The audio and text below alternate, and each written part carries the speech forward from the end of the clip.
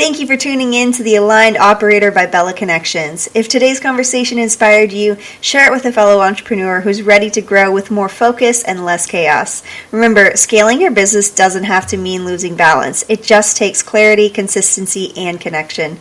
To learn more or connect with our community, visit us at bellaconnections.com. Thanks so much. Today we have the lovely Kara Barnes here, an operations extraordinaire. I'm super excited to get to interview her and bring you guys some great insights. So thank you so much for being here, Kara. Welcome. Thank you for having me. I'm super excited to chat with you. This is going to be awesome, guys. Kara actually came. I met her through a friend that everybody who's here mostly knows as well. Matthew Katz, the extraordinaire, the connector, the crazy cool man he is. And I got to have a great conversation with Kara, and I was like, just talking to her about operations and project management, all that she does to help people get organized and streamlined. And I was like, man, I got to have her on here. I got to bring her for the community to learn from. So I'm excited for this. And yeah, just give you guys a quick bio about Kara. So she has met and worked with countless creatives who are chasing their dreams with passion and determination, only to find themselves weighed down by obligations they never possibly could have anticipated. So Kara is a firm believer that there is creative potential in all of us, and she's found her calling in helping speakers optimize their day-to-day operations so that they can realize their authentic vision. A certified director of operations, she has honed her operations skills in a variety of service-based businesses over the last decade. Typical Colorado style, as you know, Matthew Katz. Yeah, right. You can find Kara snowboarding in the winter, which I don't think he does, but that's pretty cool. Or camping and kayaking throughout the summer. And I'm assuming enjoying those beautiful mountain hikes and views out in Colorado. So yeah. Thank you. I feel very lucky to live here. Yeah, there's sun and mountains every day. Matt and I just get together and talk about how much we love it here. Truly, like last time we talked, I think we talked we're like preaching to the choir, but I love being here. So yeah, thanks for sharing my background. Yeah, for sure. Thank you for being here with us today. I'm excited for this. And I'd love to just kind of like jump in and hear a little bit more about your story and journey. Like, you've been doing this a while, but how did you get into ops, and what do you love most about it? Yeah. So, I don't want to make sure I disappoint anyone. I'm just looking at Isaac's comment here. So I started on, I know I got a more interesting background. I started in the online business space in marketing. I think like a lot of people who end up in operations do. I early on worked at a virtual assistant firm through college and really loved that. And then as I was there longer, ended up being the go-to marketing person and was enjoying that. But really what I was doing was using marketing as a vehicle and an excuse for me to build systems so that people were doing things consistently and had clear set rules. And it was, more methodical, right? So that when you would show up to do your social media posting, to do your email marketing, whatever you were working on, that it's a step-by-step flow that made your life easier, made it crystal clear what was expected from you. And I kind of became a leader on that team and really enjoyed that. And then when I realized over time that what I was really doing was operations, I eventually shifted away from marketing and sold what I eventually, I should say, after the VA agency, I launched a marketing agency with a friend of mine, and enjoyed that. Got to do all the system building that one could possibly imagine in a small up and coming marketing agency, and loved that. And then again, I wanted to get away from marketing and really find my zone of genius in the operations piece. So I sold my portion of that agency. They're still doing great.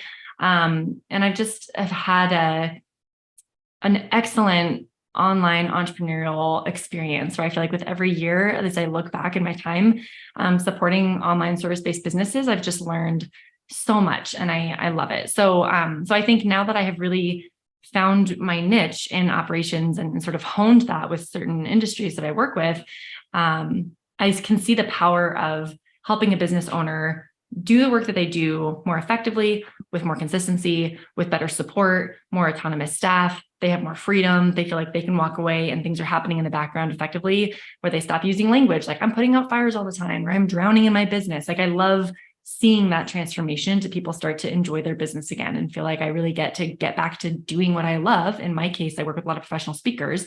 So in the case of the folks I work with, they really want to be able to focus on their craft on stage and their message and getting this, getting, themselves out, getting their message out. And I like being able to say, like, let me handle the back end. So the way that looks now is that I will do strategic planning with them, and then I'll do fractional business management. So kind of a lot of things tucked in there, but that's kind of how I came to be where I'm at today. I love that. I love that. Cause you have like it's a story of a lot of us too, is like we start out with the marketing or an agency or something like that, but then you really kind of you find, what part of it you love the most. And Right. That organization side is something these, like, all creatives need so much. And it's just, you found a really great niche and an ability to help people by doing that. I'm just kind of curious, like, I know in terms of like the organization and everything that you put together for people, and especially the strategic planning, like being able to see that big picture vision for creatives and then put the plan and action in place. Like, what does that journey kind of look like for you? Like, how do you guys kind of start that out, and where do you go next? Yeah. So you're asking, when it comes to operationalizing someone's business, what are the steps that I take to make it happen? Yeah. So, sure. So I always encourage folks to start with the big picture vision. And I'll kind of speak to the behind the scenes here, since I'm, speaking to sort of fellow entrepreneurial freelancing folks, but I think, I really want to make sure that the way that they think about their business and the way they're approaching it is aligned with how I am going to be supporting them in their business. And so we always start with some real basic mission, vision, value work, and getting the foundation, revisiting that, making sure that they're crystal clear on that. And I help them make sure that when it comes to putting markers in place, like, what does it actually look like for you to be successful? And what are the metrics that are going to be in the picture there? Like, what does that really look like? Spell it out. Until the leader is clear on that, their team certainly can't be clear on it. Right. So we always start with some of those big vision pieces. And so much of the time, I mean, people will come to me and say, oh, I don't really need to spend much time there. And then I ask a couple of questions, and all of a sudden we're deep into making sure that those philosophical pieces are in place. Right. So I think, all of us know, like, it's just important to be revisiting that and making sure that that's aligned. So once some of those big picture, the foundational pieces are in place, then we talk more about the metrics for success, like I said. So I'll help people get clear on their 1, 3, 10-year goals. For folks who are familiar with EOS, I'm often helping people who like the EOS format, the entrepreneurial operating system. I'll help them walk through their VTO, which is that same thing, right? The big picture goals and vision for the future. And then once those things are in place, we break it down by quarter. And that's the strategic mapping that if you're familiar with Natalie Gingrich, I am licensed to do strategic mapping through her program. And that's essentially helping people get clear on, I've got this big picture vision. That's all fine and dandy. What actually do I need to be doing with my time today to make it happen? So I will break it down by quarter, make sure that's feeling sensible. And then the last piece is the momentum piece. So what do you need to do to bring this to life? How do we make sure that this isn't something you did 6 months ago and it kind of fell off and you stumble upon it in your drive later on? So I help people oftentimes implement project management systems. I will coach their team on how to be stronger leaders in the business and more entrepreneurially minded as support staff, so that they can more effectively support the leader. That momentum can look a lot of different ways, and I really base it on the gaps in the business. So that's a piece of it that will often look different. But my kind of tool of choice is Asana, and I'll help people understand how to implement Asana and really start to get momentum with it and help their team increase accountability, improve their channels of communication. And all of that is extremely satisfying to see the evolution. It really is. It really is. And being able to, especially for a visionary, like being able to talk about that big picture, but then have a clear plan and quarterly, action steps and goals and all these pieces. But then for you to actually, for you to put in a project management system like Asana, which is one of my favorites because it's not as colorful and all over the place. It's very straightforward and easy for anybody to use. Yep. It's really good. And you map it all out for them. It's like you hand them a year's worth of your vision and how to get there. Yeah. just in this beautiful little bow. So like, getting the team on board and everything like that. Have you ever had kind of struggles getting the rest of the team on board and keeping them accountable, or what's that been like? Because Yeah, remote teams such a are good always easy. question. Yeah, sure. Such a great question. So, I do speak a lot about accountability. I think at the end of the day, documenting processes requires you to get crystal clear on expectations, right? And so people who are used to functioning in more of a smushy gray area retainer contracted model, like a lot of us who, do this kind of work, it can be a struggle to get accustomed to having so much clarity and parameters around how much time are you spending on the various initiatives in the companies that you're working with. So it is an adjustment for people. And because I speak so much on accountability, I've had people say like, well, don't you get a lot of pushback from people who like the way things are and it's working for them and they want to be able to sort of function in their little sliver, and they're, continue to put it through their systems that work. What is so interesting, because I was worried about that too. What's been interesting is that it's the opposite. People are so relieved that I'm there. And they're like, whatever system you're putting us into, let's do it. You get this person on track. They're so eager to help, and they know that they're being underutilized, and they know that even though it's a little bit of a slog sometimes getting started and getting the down to the clarity of how do we make sure that what's in your contract and your scope is exactly aligned with the needs of the business, like that can be a very painful process when those relationships might have been there for years, right? So I'm not saying it's easy, but it is so critical to shifting the culture of your small business. And so I end up doing a lot of conversation with the teams about how do I make sure that whatever I design is really supportive for you and the talent that we have here today. Like I'm not going to be forcing you all into systems that aren't going to work for you. So I make sure to approach it very collaboratively. And like I said, there's a collective sense of relief that, they're all feeling like their hands are tied. Like I could do more for this leader, and I know that they need more support, but they don't know how to delegate, or they don't know how to, if they do know how to delegate, maybe they're still micromanaging, they're just way too involved, or they're always the bottleneck, whatever it is. So I enjoy collaborating and having those conversations about what do you all, they're the ones who are in the business day in, day out. So asking them to tell me, what do you see as the issues, helps me get the whole picture. And then I can create a solution that works for the business owner and the people who are involved. I love that. That's huge, because like it can be really difficult, but like to get people on board, but at the same time, like you're saying, is like, and I think Tracy, who's on the call with us, has been through this with me before, is like sometimes when you have a visionary who is like, they got all the ideas and they're super creative and everything, it's getting that all like organized and set in a plan in a way that they can actually have it fulfilled and the team can follow it. And like, you're massively helping the team out. And so it seems like a lot to some people, like coming in and making those changes. But I think that you seem to really handle it in a way that makes it, positive for everyone. Is there like any like one like really powerful tip that you would give people on managing those teams remotely and like kind of getting people on board with that? Like how do you handle it? Yeah, I think that's a great question. I would say that, so like I'll start sort of from like a mentality lens, before I give you sort of like a tangible tip. I think there's something here for people about loving clarity, right? People love having clear expectations because it means that they know when they're successful. So I think trusting that even though it's uncomfortable and it is going to require some like specific interactions where you're holding someone accountable that maybe isn't accustomed to that, or, even just having an open conversation about like, well, what do you enjoy doing? And how do we make sure that we're keeping you in your zone of genius? Like having those discussions, just keep in mind that even when it feels uncomfortable, that ultimately you're serving your team better when you push for more clarity, and people will ultimately thank you, or you'll weed out people who are not necessarily, willing to be held accountable or aren't maybe the right fit for that role anymore. And that's a natural transition that might need to happen. So just sort of trusting the process of getting those things crystallized is really important.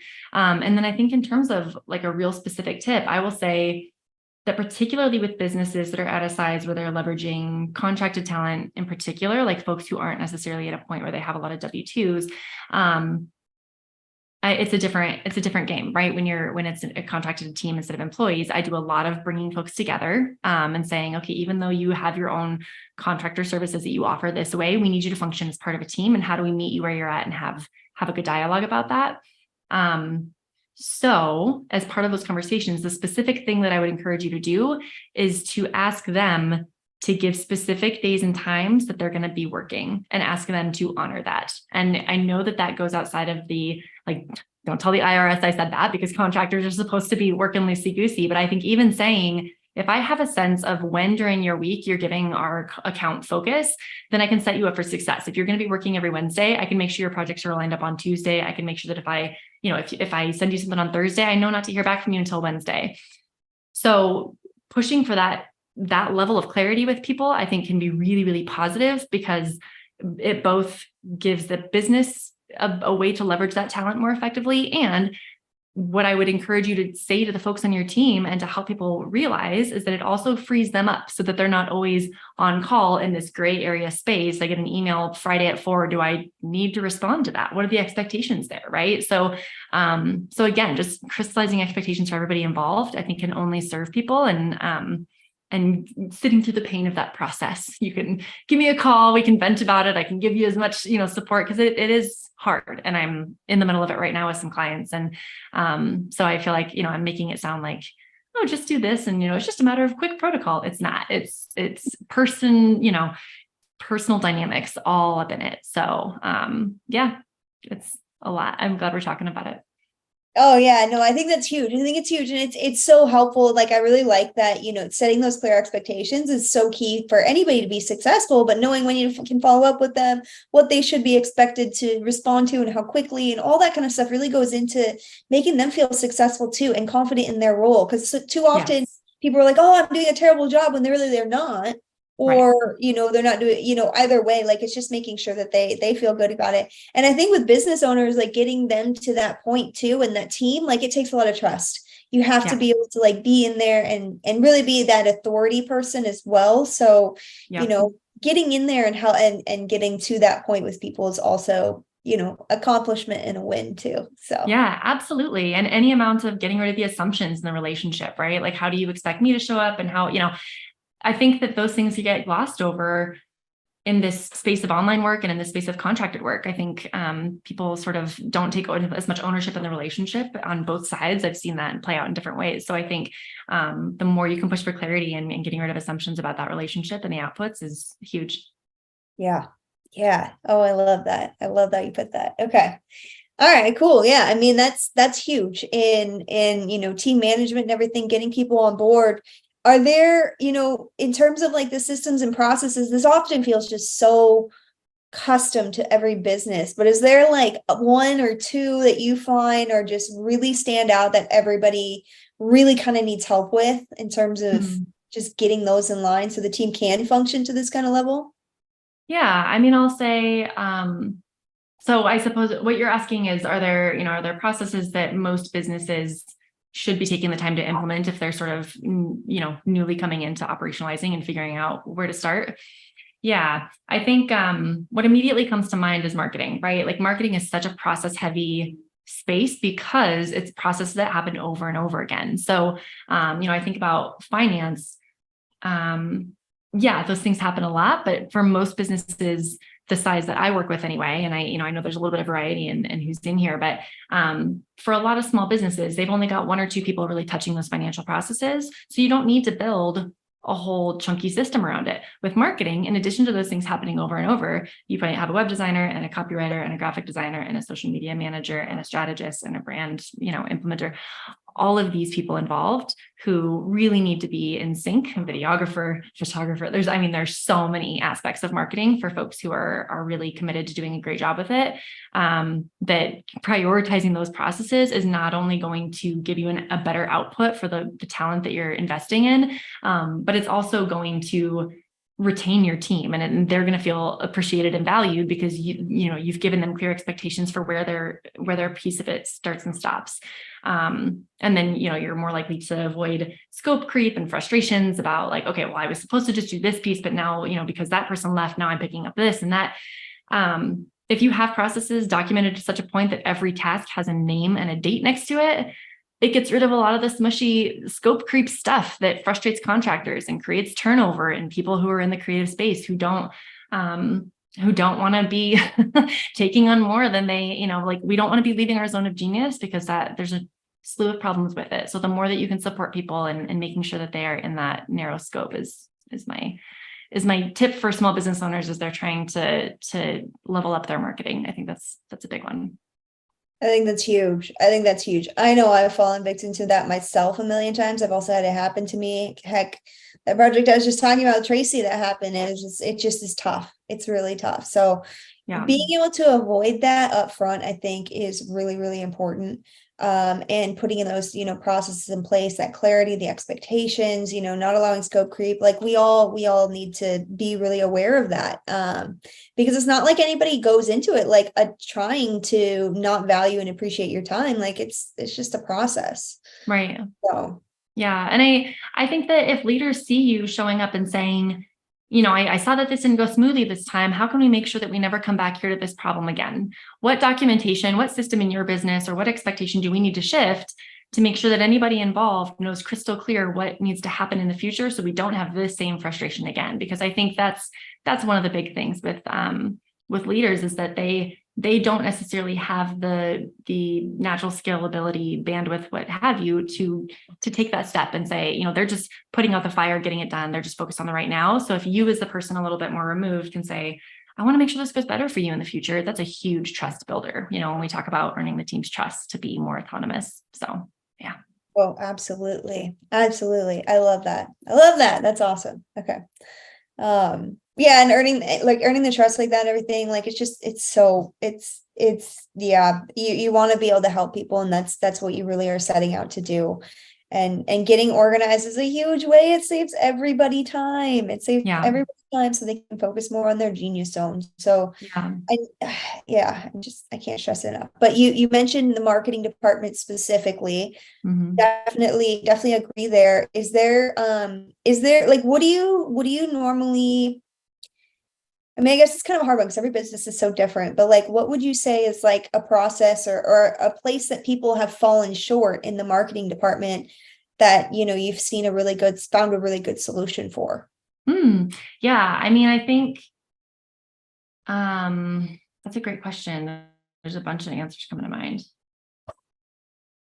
I will say that, in terms of the businesses and determining what they need, I think start by looking at the snags, right? So like, are you constantly getting the newsletter out later than you want to? Is the blog always being finalized by someone at 2:00 in the morning, right? Are you wishing, that you do a podcast and then you feel like, oh, we never really leveraged the once it was published, nobody really did anything with it, or that was a big relationship opportunity that I'd never followed up with that podcast or whatever. So as you're noticing the things that aren't working, starting to build systems there, I think is huge, because I think it is going to be a reflection of your strategy. So for example, people who do a lot with podcasting, I think they know kind of in their head, step by step, what needs to happen to get it published and have it be promoted and do a great job with it. But if that doesn't live anywhere, then it's going to continue to land on them, whoever has it in their head, right? So until you write out what needs to happen, not only are you likely to miss things, it's going to be inconsistent from time to time. It's going to be less delegatable. People can't support you with it. And so the quality can't be improved in the same way. And most likely you're going to end up falling off. Like most likely you are going to end up having a really strong podcasting, routine for a few months. And then people will say, oh, didn't you used to do something? Didn't you have a podcast at one point? And you're like, oh, well, yeah, I didn't have sustainable systems. And so I stopped keeping it going. I do think the value of documenting, if there were a church of processes, I would be an evangelist, because I just all day long, I think the power of having to write things down and say, how do we want to do this again and again, gives you a place to then go back and tweak and improve over time. So I'm kind of bouncing around your question a little bit, but I think, when it comes to marketing processes, I think you got to look at where your strategy is. And then even if you feel like it's not something that you understand the value of documentation yet, start writing it down, and you might be surprised at how many different pieces come out of it that you're realizing, wow, I do this every time. It's a lot of different pieces. Maybe I don't need to be the one to splice this video like this, or there's maybe software that can do that piece of it for me or whatever. So it's a major awareness thing, but it takes a little bit of time to start thinking this way too. Oh, it does. It does. I think. Yeah. Oh my gosh. Yeah. Letting go of the control of that. Cause it's also like getting it ready so that somebody else on your team can take over so they can do it. And like, any little thing like that, the podcast, anything that you're doing on a regular basis, anything you do more than once. I don't like doing things more than like 2 or 3 times. So like, Yeah. just try to make a habit of like you're saying, just document it, write down what you're Mhm. doing, the steps, and then eventually you're able to like train someone else into doing it. It's Yeah. Yeah. And for people who, if you just heard her say that process of sort of like what it takes to get documentation down, if you're going, oh my God, who has time for that? I don't want to do that. Lean into ChatGPT, like the ability to go to ChatGPT and say, give me a process for, producing and publishing a podcast, and use that as a starting point and copy and paste those answers into your project management system or, a Google Doc just to get it out somewhere, and start putting those things down and tweaking and saying, okay, well, actually I do it like this. And, I do think that people are surprised by the power of that process and the good things that come out of it for their business. Oh, you're so right. You're so right. Like I had so many people coming to me asking about SOPs and everything too. So this is literally what we're talking about, by the way. SOPs, standard operating procedure, processes, all that stuff. And like utilizing ChatGPT, like you said, it's a freaking starting point that gets you to actually have the pieces, a checklist, something to look at and know like, okay, these are the things that you have to like walk through. Because Yeah. you just miss things if not, and you don't need to be doing all those steps over and over and over. So Yeah. And it's human nature to do a better job refining something that already exists and starting from scratch. So give yourself a break. Stop. Don't try to build your process from scratch, or, at minimum, give yourself something messy to react to, and then just go from there. yeah, that's super cool. That's super cool. Do you use like AI and ChatGPT and like other things in the business? Like, is there anything else you want to share a little bit? Oh God. Yeah. Anything that involves any amount of copywriting or creative development at all includes ChatGPT. So a lot of what I do in the fractional leadership part of my work is giving the leader something to react to, right? So they come to me with a big idea, they're excited about it. And then at the end, they're sort of like, okay, now what do I do with all of this great idea that I have, right? And so, for example, somebody came to me last week with a great idea for a keynote, and they're like, I think this could transform my business. I'm so excited.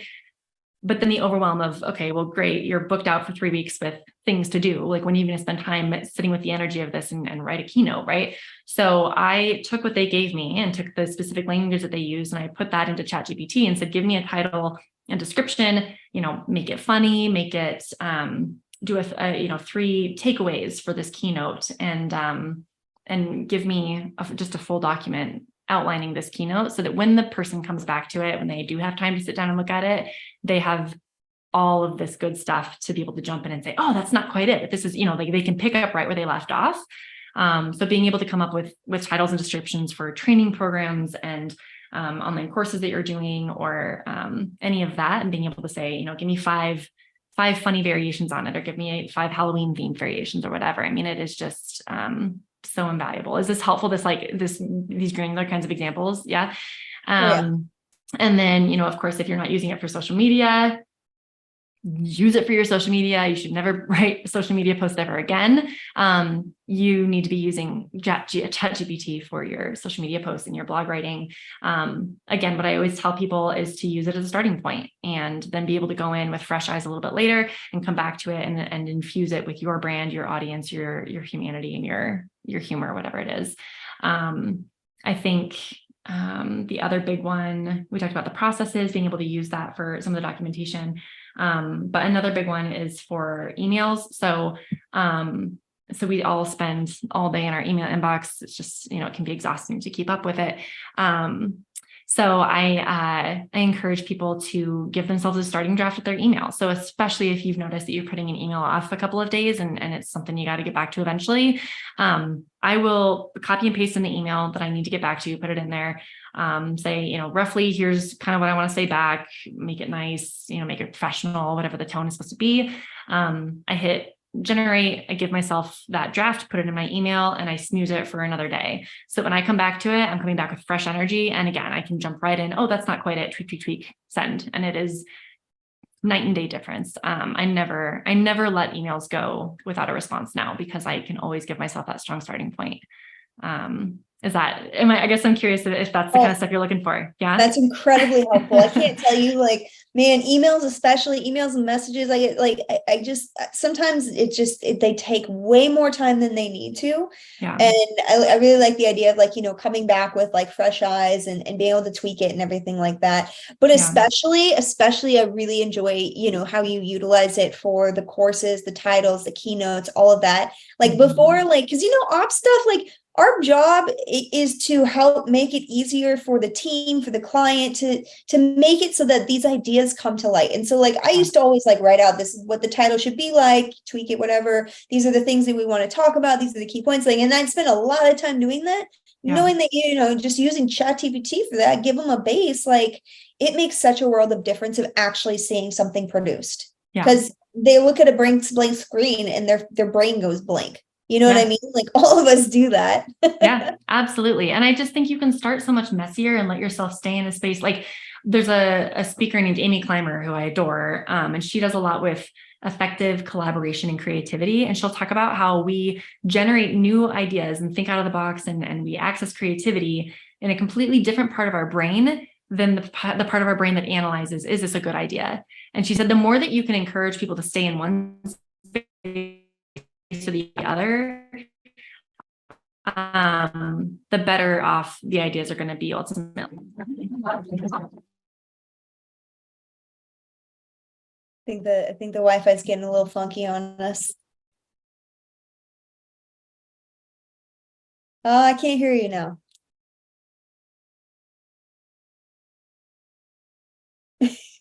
Oh, biscuits.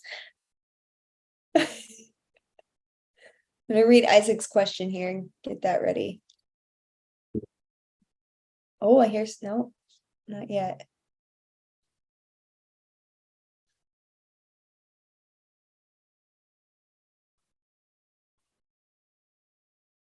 I don't know if you use AirPods, but it happens all the time where, like, people's headphones start picking it up while you're on the call, and you can no longer like hear them. You're like yelling, and they're talking to their AirPod that's in the backpack in the back of the room. Oh my gosh, that's the worst. Can you hear me now? Is it better now? Okay. Yes.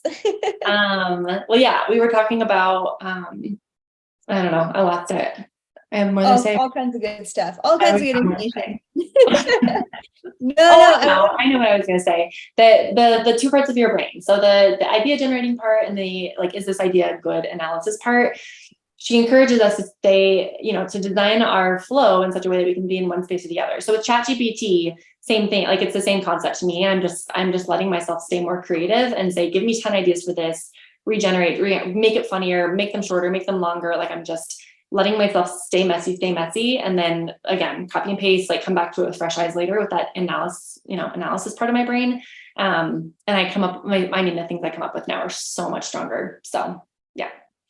Yeah, I love that. Like, so many people are afraid of it, but it's also like, if you use it as a tool to enhance your creativity and, like, focus more on the, bigger picture, the decision analysis, the things that, like, matter in the end, it's a great starting point. It's not a replacement. It's an enhancer of your skills and your. Absolutely. Yeah. And that was me. I avoided it like the plague, especially. I was like, I spend so much time on these operations and process. I'm like, I don't want to have to go redo everything that we've done.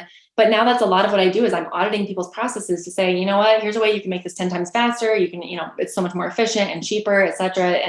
And your team is going to be able to spend time on other things. So we're doing a lot of building in AI to operations and processes that exist already. And if you are someone who is resisting it, let's get on a call and I will show you some of the things that I've done, because I think it took me seeing it a couple of times for it to click and go, okay, I can see how this is going to be supportive. And the times when it's not, it made sense. Like, it clicked quickly. So. Yeah. It's a huge difference. It's a great starting point for those processes and everything too. And I know, like, a lot of people are really, like, they're really getting excited about the processes now. They're realizing how much time it can save you and everything too. So writing those SOPs is, handing it off to other people, optimizing through, tech and everything, like you said. So. Yeah. The other thing that I'll mention that I forgot is that I've been using it for proposals and being able to say, this person's looking for this kind of thing. And, I want a full drafted proposal to start from. I mean, it's it allows you, like I said, to be able to put that energy more into the details of personalizing it than like the slogging out a whole first draft. So certainly for that as well. Oh, heck yeah. Heck yeah. I use my proposal templates, but that's a good idea to like get a little bit more, breadth to it. And well, and it's great for RFPs where you're like, how do I, like, it's like, instead of being able to submit your application, now you're having to do, or submit your resume, you're having to do a whole application with all their custom fields. If an RFP is feeling the same way, that you can say, okay, take their criteria in the RFP, put it into ChatGPT, take everything that I usually put in my proposals, dump it all together, and voila. It's great for those custom pieces. Smart. That is smart. I like it. I like it. Using it in all the right ways. Yeah. It's been fun. That I do know that it's going to be something that in particular in operations will be important, just because I'm all about efficiencies. And so it's right up my alley. It's going to be cool. Yeah. Making us more efficient. Mm-hmm. Isaac here had a question that I missed a minute ago. I just wanted to ask. He said, in a mastermind I'm in, I've heard that a big issue for consultant managers and so on is getting into the business, having the processes and structure, but they can't get traction with the team, or rather the team might pay lip service to it, but not implement them. Yeah. So like we were talking about before, like when people aren't listening and they're not accepting of it. Yeah. I think so much of the time, not always. I mean, there's lots of reasons that you might be struggling to get traction from your team. And, I think talking to an operations person about the kinds of struggles that you're having will help you identify like where is the miss happening. But I do think largely it's because expectations aren't clear, so you can't hold people accountable. If there's any gray area at all, then you're not, as the leader, you're not going to feel as comfortable saying, hey, you said this is going to be done at this time on this day. Just checking in, is there anything I can do to support you? Like there's a way to do it where you're, my friend would call it breezy, where you're able to sort of, see the human aspect. And, it's not about creating black and white, everything is rigid and it has to be done now, but there has to be communication minimum, right? We have to continue to communicate so we can get to that crystal clarity point. So I'm having a conversation with someone right now who doesn't want to have meetings on the calendar, period. Part of their role is to have, at least a minimum of 3 meetings based on the kinds of things they're supposed to be doing. So I'm trying to set up recurring meetings. And she said, well, I want somebody to just pick up the phone and call me. So in that situation, where it's like, as we're talking, I can tell there's sort of a lot of things here. She's trying to enact her boundaries. We're trying to get clear on what does the business need? Like what do you need to be effective in this role? Is this the right fit? Like there's a lot of things in the mix there. And so the more that I can get clear to see, okay, if ultimately what we need is for this type of call to happen during the week at some point, how do we find a compromise there where, yes, maybe, if she wants it to be more organic and we're picking up a call, that's fine. Then we need to know exactly when you're going to be available to answer that call when we need you, or right. So the more that you can get as clear as possible with the parameters that feel good to everybody involved, then you can actually start to hold someone accountable and say, hey, you said you'd be available 2 to 4. We had somebody call at 3:30. And noticed you weren't available. Do we need to adjust the existing system if that's not feeling realistic or doesn't feel like a good fit for your schedule, right? So hopefully that's helpful to hear like the language I use as well, because I think it's important to respect what works and doesn't work for people. And, I always tell people, if something's not working, stop fighting it, change the system. It doesn't have to be totally sacred. It just has to be sacred enough that you aren't constantly changing it, right? It has to be meaningful enough that you are trying to stick with something at the same time. So expectations are clear among the team. But again, like if you're noticing that people are not following through, you probably need to create more clarity of expectation on the front end. Yeah, I think that's a really good example and way you're, explaining it and the language and everything, like you said, because I'm one of those people where I'm like, oh my gosh, I don't want to have a weekly meeting. I hate having anything on my calendar regularly. I like to have that breathing room.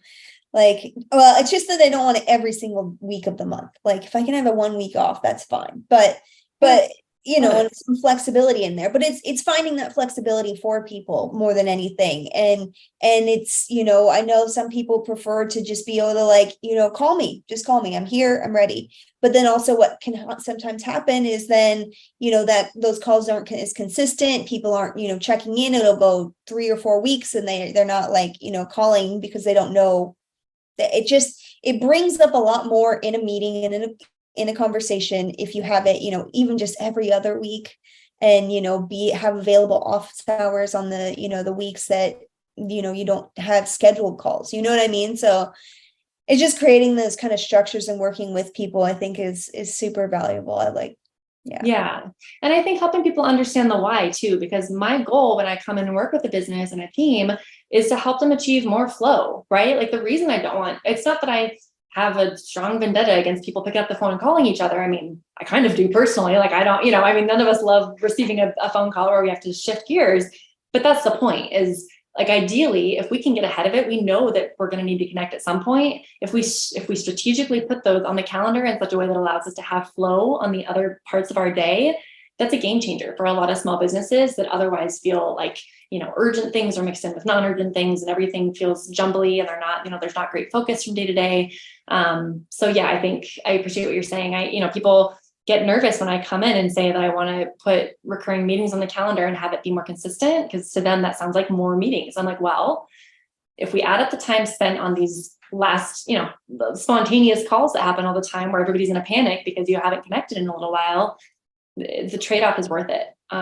So yeah, I feel like I get on my soapbox a little bit when this topic comes up, but I think it's important for people to feel like they have an opportunity to connect, to know that there's a time coming up where I can say what I need to say and get the support I need. Also, I think it's a powerful thing.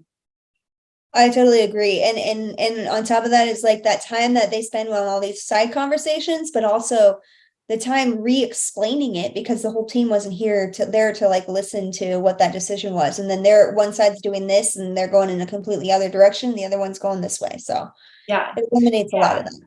Well, and it's, I'm also big on taking notes during meetings. And so if you're always taking calls in the car in between things, or you're only calling because there's an issue with this, then you're never having thoughtful conversation about nitty gritty thing versus big picture things. Like, again, like those are different parts of our brain. It's different people who need to be involved in those conversations. And so I'll hold back so we can keep going. But yeah, meetings are powerful. They are powerful when used properly. I love and used, yes, responsibly. Agreed. Yes. Yeah. Do not give me a daily meeting. I'm just kidding. Sorry. I know a lot of EOS runs off of that. I know a lot of isn't that like one of their principles? Like a lot of people do is like that daily stand up kind of thing. Yes, I know that there are EOS companies that do that, because I think that's aligned with a lot of the philosophical stuff in EOS is like, like they use the word pulse, a meeting pulse. And I think that's good. And then their scorecard is it's all designed to be consistently looking at the same thing. And yeah, that is the idea. I have never implemented a daily meeting. I don't think that's not something I will ever do, I don't think. But, what I will do is I'll say that we're going to do like level 10 is what their meetings are called in EOS. And I'll say, we're going to do a level 10 meeting with marketing. So anybody who touches marketing is on that meeting, and that happens once a month. And then there might be marketing check-ins where it's just between the web designer and the copy designer, copywriter, or different people who need to connect. But we know that we have a standing meeting. So if that web designer or copywriter are talking about something and stumble across something that's like, oh my gosh, this is a huge philosophical thing that we didn't see the same way, I wonder what needs, there's something here that we can't be effective until we understand this bigger picture of the strategy. That's a great conversation to take to that marketing level 10. And then there's committed time to have those strategic conversations about it. So, again, like creating that pulse. And then guess what? If you don't have an agenda, you cancel the meeting, and people love canceling meetings. It's a great feeling to feel like, you know what, we're on a roll. We don't need to meet. Let's keep going. But that's a heck of a lot easier than asking 10 people to schedule last minute because you need everybody to touch base, right? So it gives you a lot more flexibility and ability to make your team effective over time. Yeah. I think I love that. And I love all these details you're sharing. I appreciate it. I'm not going to make us run on super late, I promise. I know I have a couple more, but I want to open this. And if anybody has any questions you want to ask Kara, go ahead and drop them in the chat. And we'll start running through those. I just have a couple more, specific system-y kind of things that I like to ask. So if anybody has anything, we'll just drop them in the chat and we'll jump into those. But yeah, first, before we go into, I guess, while we're waiting to see if anybody pops anything in there, systems and stuff, you talked about how you use Asana a lot and like the marketing departments and everything you put in there. I love that. Is there anything that you like really think people should be aware of when utilizing like Asana and project management, like even key, like important details? Yeah. Yeah. I think one of the things that I'm often having conversations about early in my process of working with companies is communication protocol. So this goes back to the same thing we've kind of been harking on, is like, how do you set clear expectations so that when there's a question or someone needs support, that there is absolute crystal clarity about the communication channel they use. So one of the things that I'll talk to people about is how do we make sure that, I've already said this a couple of times, I think, but how do we make sure that there's not urgent things mixed in with non-urgent things, because that is how balls get dropped, right? So what we will talk about is, the example that I give is, I once had somebody texting me about something, and in the same like 15 minutes, they texted me that we were about to lose a client and that they needed to hop on a call immediately to talk through it. And they also texted me a picture of their dog. Look how cute my dog is. And I was like, oh, this is such a good example of why I shouldn't be getting the same ping for such different messages. These are such different, like different levels of attention required. So I love using that example, because I'll work with people to say, as much as I know we don't like having different channels for communication, the value of saying, anything related to day-to-day activity and projects should go through Asana. It should be done through an Asana comment, Asana message, what have you. Like, it should be attached to the internal project management system. If it is, someone's on fire, something's falling apart, we need to hop on a call right now, I need immediate access, or like verification codes are a common like quick thing, right? I'll say, make it clear to your team where they go. So are you using Slack for that? And that's maybe the only ping that you have turned on is your Slack, right? Or your Google Chat, or come up with what that space is, where when you hear that ping, immediately, that's my business ping for something urgent. I'm going to look at that immediately, no matter what's happening. That's a big one. I never turn that off. And then creating a space for like, where do you want people to put it if they want to send you a picture of their dog, right? Do you have a Slack channel for that, so that it's not ending up floating in the middle of all your project management things, so that people have a space to create community and have some rapport building? So that's a big one, is in addition to all of the standards of like, when do you show up? How are you doing the work? What's expected? Getting really clear from day one on what you expect for communication, I think just sets everybody up for success. One of the things I'll encourage people to do, especially if they are investing in a project management system or, Asana, Monday.com, Teamwork, that sort of thing, is to get to a point where truly all of the team communication happens there. And then email is reserved for client activity. And I'll tell people, like same sort of thing, like give yourself a break where you're not bouncing from thing to thing to thing, right? If you sit down and you're knocking out 15 client emails, that's a completely different way of approaching work than reviewing social media posts or, getting back to team members to support them. So I think that's been a really helpful thing for people. And I will say, this is controversial, I think sometimes, but if you are someone who mixes your personal and work emails, I would get in the habit of separating those things out for a variety of reasons. I think ultimately, like, it all comes back to accessing a state of flow. And if you're having to, if you are finding yourself making a call about your car insurance in between meetings because you had something pop up in the middle of your day, you are robbing yourself of flow and energy in your business that otherwise you could have more strategically said, what time of the week am I going to set time aside for personal chores and look at my personal email to manage those things? You're really stealing from yourself, and it's going to be more draining for you ultimately. Oh yeah. I am going to start doing that. I never do not let any personal stuff into my business account. And like lately I'm getting all these things, and you're right, I'm getting super distracted and it's pulling me off my flow, and I'm worried about this while I'm worried about 20 million other things here. I also really love that, you have the channel for the urgent stuff, that it gives you the pings, like I have to answer this right now. And then that community space where you can get the dog pics and you have conversation stuff. You don't have to get notified about every like ping of that, but you still have that like space. And then the project management stuff, keeping those conversations in there so people are all up to speed on what's going on with that client and that project and that moment. I think that's huge. I think that's huge because people don't realize like the more you're drawn in all, I mean, they realize it, the more you're drawn in all these different spaces. I mean, heck, no wonder we have an ADHD, epidemic going on. And like everybody is friggin' doing 20 million tasks with a million pings in every direction. It's like, Yeah, how do you it's keep up? exhausting. Yeah. And it all makes a difference. Like one of the things I'll do when I start working with leaders, especially if they're feeling overwhelmed, is I'll have them share their screen and we get rid of all the extra things, the extra toolbar, the extra icons, the things in your menu you've never used before. Get rid of all the extra things that are drawing your attention because it drains you all day long, and all the extra pings, all of the unsubscribe from all the emails you're not actually looking at. Like those things matter, and taking the action to thin down what's coming across your radar from day to day is a worthwhile use of your time and energy. One of the things I'll offer for people who are trying to separate their personal and email, or their personal and workout, especially for folks who have multiple clients, if you're not using Chrome profiles, assuming that you're someone who likes the Chrome browser, Chrome profiles is a game changer. You will never have to log in and out of Google accounts again. It's the very best way, I think, for you to get in the habit of setting aside, like, this is all my personal stuff. Literally, if I'm in the middle of a work day and I think of something like, oh, I forgot I'm going to be volunteering for this thing, I need to send an email about that, I have to pull up an entirely different browser and, pull up the email over here. It's a different color, so my brain is able to really easily keep track of what I'm looking at. And then I can start an email draft there and quickly minimize it, get back to what I'm doing. Like, I know I'm going to dump it in that personal world. I'm going to get back to that. Perfect. Like, and if I have to take those actions, it's so much better for my brain than giving myself permission to, like, oh, I'll just, take 20 minutes real quick over here. And suddenly I have no idea what I was just working on. Right.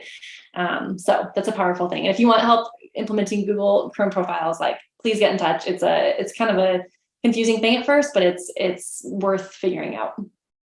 Absolutely. That is so helpful. Like because like, especially like multiple clients and multiple, when you're using multiple clients, you're logged into multiple Google accounts for different clients. Like I've always done like separate browsers, but I didn't even think to use like the Google Chrome, the separate identity, like, or whatever, what are they called? Separate Chrome profiles. Okay. Yeah. That is so helpful, because then you can just kind of jump through and like you still have it open. And I do that a lot too, is like I'll keep like one tab is like all of this client, or like one set of tabs is all of this client, and then I'll open another browser set for all this client, and that way I have them up and I know that they're still going through. But yeah, keeping them on separate profiles, I freaking love that. I'm gonna do that. Can I give you one more thing? So what you just mentioned with multiple tabs, do you use tab grouping at this point where you make them all a color? No, you can do that? Oh my gosh, I'm about to blow your mind. So for those of you who are using Google Chrome, two things that I would encourage you to do. So you can pin tabs. If you aren't doing that, that's something that I have found helps me stay organized and helps me not get overwhelmed with my tabs. So the 3 tabs that I keep pinned are Gmail, calendar, and Asana, because I'm in there all day long, right? Any other tabs, I try to keep those closed and kind of keep on top of those. But basically you just right click on a tab, it'll give you a pin option, and then it like squishes it over to the side and will keep it there. If you close out of the browser, it will reopen with those same pinned tabs because it knows she uses these a lot. These are going to stay open. So that's one way to sort of give yourself permission. Like, I use these things constantly. Let me just keep those over here on the left-hand side all the time. And then all the other open tabs or, take up more space, those all kind of stay on top of and get rid of those.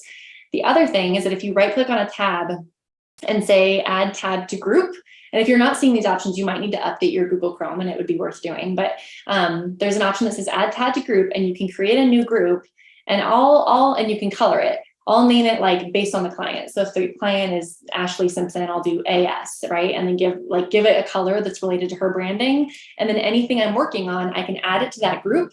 And then I can minimize, like, it can be like 7 tabs related to Ashley's account. But if I click the little dot, it goes smush, and it just gets rid of all the craziness, but allows me to keep it all open so that when I'm ready, same thing, right? It keeps me from getting distracted or getting lost as I'm working, clicking into the wrong tab and going, oh, what's that over there? And suddenly I'm off on something else. Keeps all of that focus so that when I'm ready to work on Ashley's account, I get rid of all my other tabs and I open up my 7 red Ashley tabs, and I know, how to work through them. I love that. But if you haven't used this before, it's very satisfying. It's great.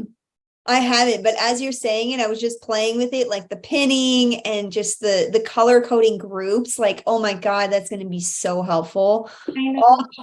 Oh, you are a savior. Thank you.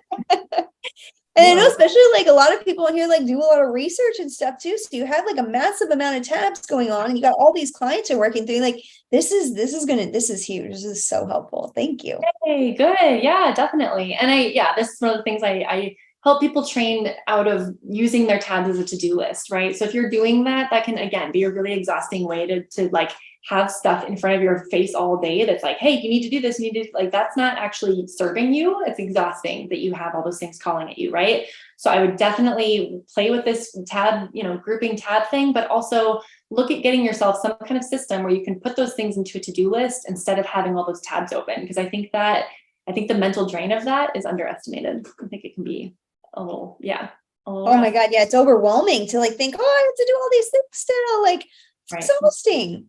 Yeah, even Isaac's saying in the chat, I get overwhelmed just seeing other people's browsers with like 20 tabs.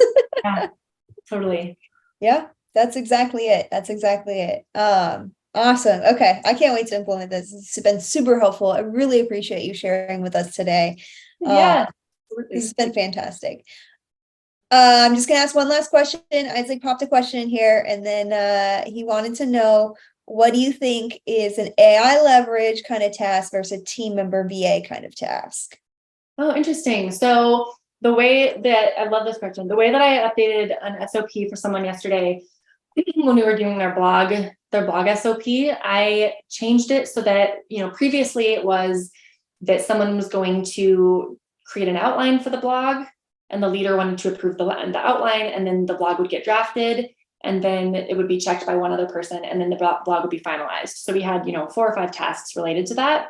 The way that we shifted it is that the rough outline gets put together, which is just like, 6 bullet points or something, saying here's what the blog is going to be about, here's roughly the theme and the story we're going to include. And instead of having a drafting task, we have a task for someone to put it in ChatGPT and give us just like a 300, we can put in there, we'll say 3,000 word blog optimized for these SEO terms. We want it to have a story with this, including a woman of this demographic who's in this kind of role in her business. And so we can have it do all of the creative legwork to make sure that it's matching what's in our brand. And then that's put into the document. And then the last task then is for someone to humanize and finalize. So someone goes in and reads it and makes sure that it does make sense and that it's really following the flow. And so that that's a mix. That's a way that with that specific flow, was wanting to make sure that it was really clear. This is a task where we're using ChatGPT. These are the tasks where you're coming in and doing the finalization. So hopefully that's an example that makes sense or kind of like directly answers that question. But you could ask this question about every aspect of the business, and I would love to hash that out with someone if they're curious, where does this make sense in all the different pieces of my business? So yeah, get in touch if you want to nerd out about AI. I'm here for it. Heck yeah, I love this. This has been so helpful. I really appreciate it, and all like the insights and strategies and everything that you've shared. How I know your backstage ops. What's the best way for people to reach you? Yeah, so Backstage Ops OPS is my brand. Find me on LinkedIn, and if you want to sign up for some of the newsletters I send, I'm always trying to identify what are these really tangible little tips like we talked about today, and try to identify what those things are that can help make people's work life easier. I love this stuff, so I'm always looking for that kind of thing and putting those in my newsletter. And I think I'm going to do like a monthly newsletter starting soon, a little bit more consistent than I've been, because these tips are they're so easy to, like the little pinning your tabs, like it's such a small thing that can make your work life feel a lot smoother. So I'd like to start releasing those more often. So you can sign up for my newsletter on the website, and then, connect with me on LinkedIn. Let me know that you listen to this. And I would love to hear if you end up implementing any of these specific things, or if anything in particular resonated, because it's fun to hear what connects with people. I'm a nerd about all of it. I could talk about this all day long. So it's fun to hear what things really make a difference for people. So let me know. Heck yeah. Heck yeah. This has been awesome. And I'll make sure you're tagged, the LinkedIn and the website and everything. And I'm definitely going to be signing up for that newsletter because seriously, I'm already implementing this pinning tips alone. It is so helpful. And I know Tracy and John both said they got some good notes and they're going to be implementing too. So really, really appreciate this. Isaac said as well, thank you so much for your wisdom and sharing with us. He also really likes your hair. And I agree. Thanks, Isaac. Appreciate it. Oh, well, this has been really great. Thank you so much for, sharing with us today. We really appreciate having you here. And thank you everybody for joining.